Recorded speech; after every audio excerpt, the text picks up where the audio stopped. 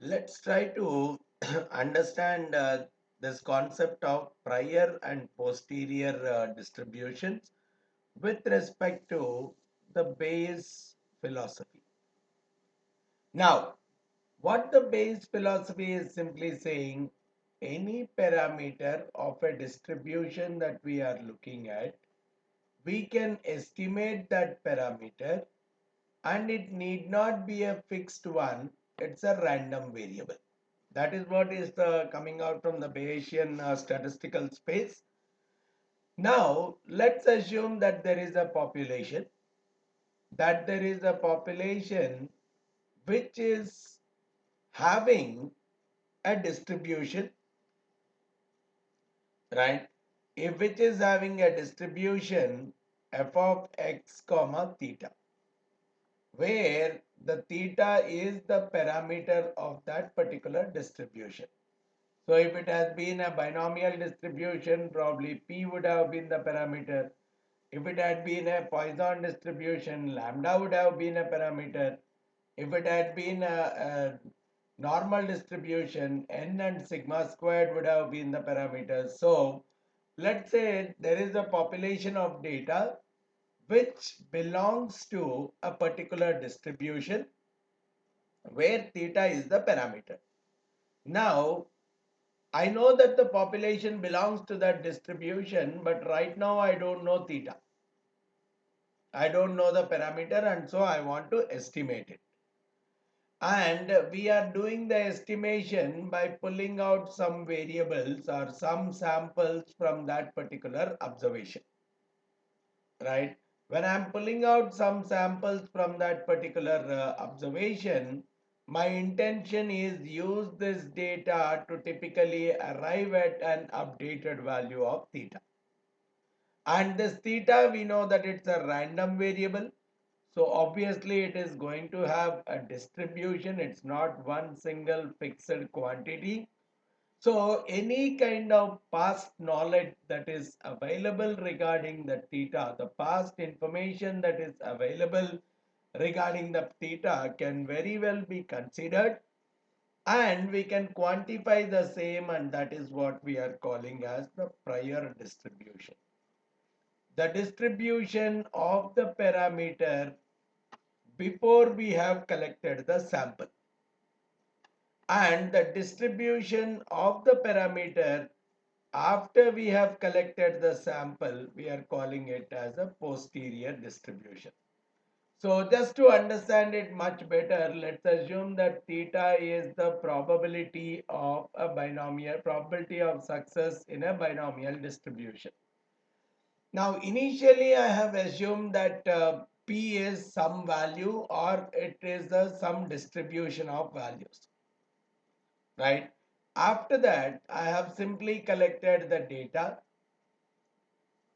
the samples from that particular population, and based on that I am trying to update the distribution of P. So this initial distribution was called as a prior distribution. This distribution that came later is called as the posterior distribution of that particular parameter. And in a lot of cases, even though the actual data is discrete, the parameter can quite comfortably be a continuous variable itself. The P, which is a parameter in case of a binomial, it can take any value between 0 to 1. So it could, though binomial distribution is a discrete distribution, the parameter inside that can very well be continuous, right? So with respect to the probability function associated with the parameter, I can very well take it as f of theta. And so initially whatever is the distribution that is available with the theta, I'll call it as f of theta. Now based on that we have collected the information in terms of samples. Given that theta is the parameter, so I'm calling it as f of x given theta. And now I am trying to compute the updated value of the parameter given the sample X. So this is what will actually lead us to the application of the Bayes theorem directly. Because see, what is that we have taken? Initially we have made some assumption about the distribution of the parameter. After that, under that assumption of the distribution of the parameter, we have collected a sample, right? So this X is a random sample that is collected from a population, which is given by this function f of x given theta. And theta is having a prior density function of f of theta. Now when I'm talking about the posterior, it is nothing but f of theta given x. I can use the Bayes theorem here, giving f of x given theta multiplied by f of theta divided by f of x. This is what I can very well find out. Now look at it. F of x given theta is nothing but the x that has been collected, the sample that has been collected under the assumption that theta follows a particular distribution. Given this theta as a parameter, we have collected the data x. And this is the prior distribution of theta. And f of x actually is typically, even in case of discrete, we were doing a simple additions of x given theta multiplied by f of theta over all possible values of theta. Now here, because theta is being a continuous stuff, we are going to do the integration of f of x given theta multiplied by f of theta d theta. And what we see is this is purely a function of x. It does not contain any kind of theta. Right? So this is a continuous version of the Bayes theorem. Whatever we are getting, this is a continuous version of the Bayes theorem. The only difference being the f of x. Instead of adding it over all possible values of theta, I am integrating it over all the possible values of theta, which means my updated is coming out as f of theta given x is somehow proportional to f of x given theta multiplied by f of theta, right? So I can very well say f of x is actually a kind of a constant which typically makes the integration value equal to 1. Right, that particular value make it a proper density that integrates to 1, because the overall integration should come out to 1. So overall I can see f of theta given x is directly proportional to f of x given theta multiplied by f of theta. And if you see that this is nothing but prior probability,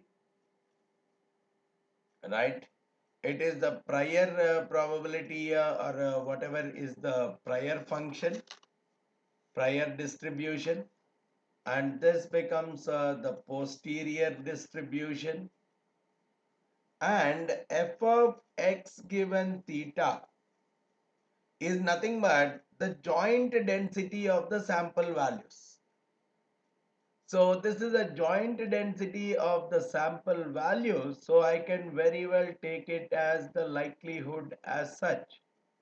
Now this is the likelihood, this is the posterior, this is the prior. So I can very clearly say here, the posterior, this is an interesting conclusion for us.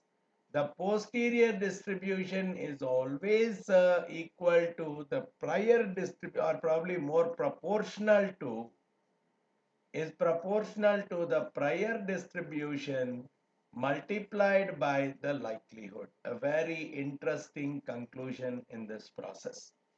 Let's take a simple example to understand this, right? A simple example says, okay, we have bought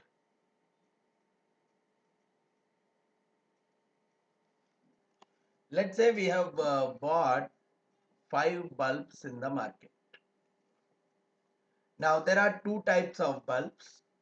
One which are short life bulbs, they last for a very small time period, and the other we have a long life bulb. So the short life bulbs on an average are having 500 hours of burning, whereas the long life ones generally have around 2500 hours of burning. But you don't know whether you have bought this one or this one, right? And what you are typically looking at is you have started observing. So initially you were under the impression that I might have either had this or had this. A bulb that I might have chosen might be a 500 hour bulb or a 2500 hour bulb with equal probability. Now, there is one more thing, the life of the bulbs, it is having a mean life of 500 or 2500, but at the same time I am understanding that they follow an exponential distribution, right? Individual bulb, the life of it, let's say, follows an exponential distribution, which means the probability density function for that same comes out as lambda e power minus lambda x, right? And the mean life is 1 by lambda. The mean is 1 by lambda, and the variance of that exponential distribution comes out to 1 by lambda square, some basic property. So because the mean life for the first one is 1 by 500 hours, so 1 by lambda is 500. Based on this, I got the lambda 1 for the first bulb is 1 by 500. Then the second bulb, I can take the lambda is 1 by 2500. Okay. Okay, now let's come back. Now what we have done as a part of the experiment is I have seen the bulb for 300 hours. I have looked at the bulb for 300 hours, and at the end of 300 hours all the 5 bulbs are still glowing, right? None of them have failed. Now all I want to really test out is what is the chance that these 5 bulbs are long lasting bulbs. So initially when I have made an assessment, I am saying 50-50. It could be a long lasting bulb or a short life bulb with 50-50 kind of a probability. So my prior probability in this case, or a prior distribution, is zero point 0.5, that it is having a mean life of 500, or its a lambda is having 1 by 500, and there is a probability of zero point 0.5 that the lambda of it is 1000, 2000, 1 by 2500. Now if I try to find out what is the probability that its life will be greater than 300, any kind of a bulb, what is the probability that its life is greater than 300? I can use an exponential distribution, 300 to infinite lambda e power minus lambda x dx. So a simplification is telling me that it is e power minus lambda x. This I am integrating over infinite to 300, and this works out to the minus e power lambda x. So this works out to e power minus 300 lambda. Right, this is working out to e power minus 300 lambda, the probability that any bulb will be alive for more than 300 hours. Now like that, because all 5 are glowing, that the probability that all 5 are alive after 300 hours will give me e power minus 300 lambda to the power 5, which is giving me e to the power of minus 1500 lambda. The probability that all 5 of them are going to be alive at the end of at the end of the period is going to be e to the power of minus 1500 lambda. Now, this is what I really want to see. What is the probability that all five of them are alive given the lambda is 1 by 500? They are all short life bulbs. Now, in that case, it comes out e to the power of minus 3, which comes out to 0.049, or probably I can adjust it to 0.0405. Okay, this works out to 0.05. Now at the same time, what is the probability of 5 being alive given lambda is 1 by 2500? In that case, it works out to e to the power of minus zero point 0.6, which comes out to 0.55 approximately. Now, this is where I can apply the Bayes theorem. Because what I really want is, given that 5 of them are alive, I am interested in finding out what is the probability that lambda is 1 by 2500, which means these bulbs are long lasting bulbs. So this is where I take probability of 5 alive given lambda equal to 1 by 2500 multiplied by probability of lambda equal to 1 by 2500, which is the prior, divided by probability that all five of them are alive. Now this part, the first one is 0.55, probability of lambda given but to 1 by 2500 is half, and in the denominator we are saying probability of 5a comes out nothing but 0.55 times 1 by 2 plus 0.05 times 1 by 2. So this works out to around 0.55 by zero point 0.6 or 11 by 12. So the probability that after 300 hours, I see that the bulbs are long lasting kind of bulbs rather than short life bulbs is around 11 by 12 or almost 90 odd percentage. And the probability that they come from smaller life bulbs is only around 10%. So initially the 50-50 now got modified to 90 and 10. Now if you look at the relationship, okay, what was the prior? Prior was initially half in both the cases. Now what was the likelihood? Here I have taken the likelihood, which is 0.55, 0.05 in case of small life bulbs, 0.55 in case of long lasting bulb. So if I simply look at the division or multiplication of these two, which is the posterior, we said posterior is proportional to these, it comes out to 0.0275 and this works out to 0.275, or probably this is 0.025 and this works out to 0.0275. Now if I adjust these things in such a way that the summation becomes to 1, this is what I got as 1 by 12 here and 11 by 12 here. So a very clear-cut understanding can very well be made. The moment I have an understanding of the prior, I multiply that with the likelihood function, right? This is what is going to be proportional to the posterior. A very interesting relationship that we really need to be comfortable with. So as a part of the computation of the posterior distribution in any case, first step is select a prior. Select a proper distribution for the prior. So the base from which you are making an assumption. And once you collect the data, come out with the likelihood function from the data.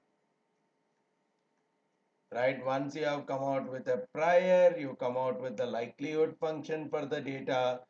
Based on that, you come out with the parameter distribution for the posterior's parameter distribution. You'll get the posterior, which is prior multiplied by the likelihood, and based on that you identify what is that particular distribution that is associated with the posterior. Straightforward, right? Now just to understand an example, okay, let's talk about x1, x2, x3 different samples. They come from an exponential distribution with a parameter lambda. Now lambda is unknown. It's a parameter to be estimated. Now I want to find out the posterior of lambda, wherein I'm looking at, I'm having an information that the prior of lambda is an exponential distribution with lambda dash. Now prior of lambda is an exponential distribution. It's not this exponential is not that of the data, it's that of the parameter. So probably what you can very well look at is the probability function or the distribution. The probability function in case of prior is coming out to lambda cap e power minus lambda cap lambda, because here x is nothing but lambda, the parameter, and the parameter in this case is lambda cap. So I'll take this as the prior is having a distribution or a function of lambda cap e power minus lambda cap lambda. Now lambda cap being a kind of a constant, I can ignore it. So the prior of this particular distribution, I'll take it as e to the power of minus lambda cap lambda. Now likelihood. These are all the data sets that are coming from this particular distribution. So what is the likelihood for each one? The formula is lambda e power minus lambda x. Now like that I have n such ones. So the likelihood is the product of all of them. So lambda power n e to the power of minus lambda x1 plus lambda x2 plus lambda x3. This is what it comes out, because see, for the first one it is becoming lambda e power minus lambda x1. Then the second lambda e power minus lambda x2. Now I am multiplying all of them to arrive at the likelihood function, which comes out as lambda power n e to the power of minus lambda times x1 plus x2, which is nothing but sigma xn. Right? So this is what is typically coming out as the likelihood function. This is the prior. Prior multiplied by the likelihood is coming out to be the posterior. Okay, minus lambda sigma xn. Now directly I could see this is nothing but lambda per n e to the power of, I take minus lambda times lambda plus sigma xn or sigma x. Lambda plus sigma x. Right, now when I am looking at this, you could clearly see that this is of the form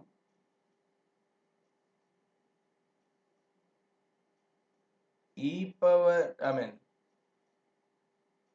probably it's like this, p power n minus 1 e power minus xt. So which is very clearly a looking of that kind of a form, wherein I could see this is the kind of an expression for a gamma distribution.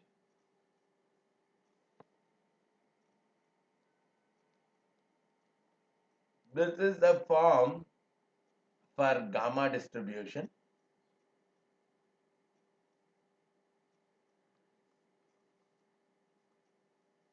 where I could clearly see the parameters being this and n plus 1. n plus 1 and lambda plus sigma x, if I take them as the parameters of that gamma distribution, right? In a general, probably the general form of the gamma distribution, if we recollect, the general form of the gamma distribution is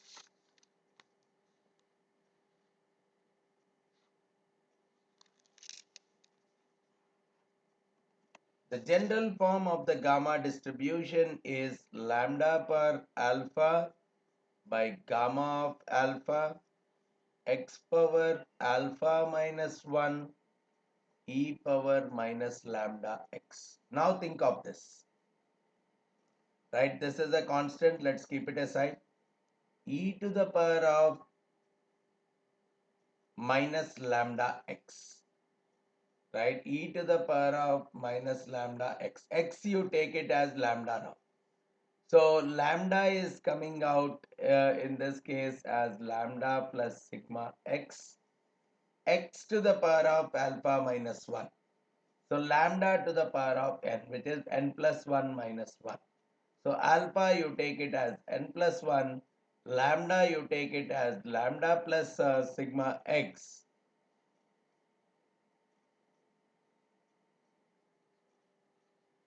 Is it lambda or lambda cap? Lambda cap plus lambda slash plus sigma x. So take this as lambda cap plus sigma x. Alpha take it as n plus 1, and this is what is coming out to be your posterior distribution, which is nothing but resembling your gamma distribution. That is where the prior is more of, in this example, at least the prior is an exponential distribution, but the posterior resulted in a gamma distribution. Now, this is where one more set of understanding has to come into picture. For any kind of a given likelihood, if the prior is leading to a posterior distribution belonging to a same family as the prior, we call that as the conjugate prior for this likelihood. So just as in this example, the exponential distribution is looking like a conjugate prior for this particular likelihood function. Right, so that's a typical way we define the conjugate prior. That will help us in terms of upgrading the probability distribution, upgrading the probability of an occurrence of an event given the occurrence of something else. So that is where the Bayes theorem is really helping out in terms of initial estimate, upgrading the initial estimate to finally leading to an updated probability distribution about a particular parameter, right?